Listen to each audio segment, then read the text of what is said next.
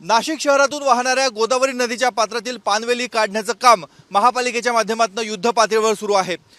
कुंभमेळा येत्या 2 वर्षावर येऊन ठेवलेला आहे। त्या निमित्तानं पाहणी दौरे आणि प्रशासनाच्या आढावा बैठकांचा धडाका सुरू आहे।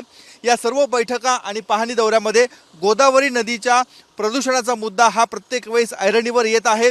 यावरच प्रामुख्याने चर्चा होते, कारण याच गोदावरीच्या पाण्यामध्ये शाही स्नान होणार आहे। मग ते त्र्यंबकेश्वर असो किंवा नाशिकचं रामकुंड असो, त्यामुळे गोदावरी नदी ही प्रदूषण मुक्त करावी अशी मागणी पर्यावरण प्रेमींकडून देखील केली जाते। नाशिकमध्ये येणाऱ्या लाखो भक्तांकडून देखील हीच मागणी केली जाते आणि म्हणूनच आपण बघतोय महापालिकेच्या माध्यमातून गोदा पात्रातील पानवेली काढण्याचं काम सुरू आहे। गोदा पात्रामध्ये चोपडा लॉन्स परिसर आहे, तिथे सांडपाणी हे सोडलं जातं, नाले हे थेट नदीपात्रामध्ये सोडले जातात। त्याचबरोबर काही केमिकल युक्त पाणी देखील, रसायन मिश्रित पाणी देखील गोदावरीच्या नदीपात्रात सोडलं जातं। त्यामुळे गोदावरीच्या प्रदूषण पातळीमध्ये दिवसेंदिवस वाढ होत आहे। आता ही वाढ कमी करायची आहे आणि त्याचमुळे पानवेलींचं प्रमाण देखील वाढलेलं आपल्याला बघायला मिळते। ही प्रदूषणाची मात्रा कमी करण्यासाठी प्रशासनाने आता एक उपाय योजनाला सुरुवात केलेली आहे।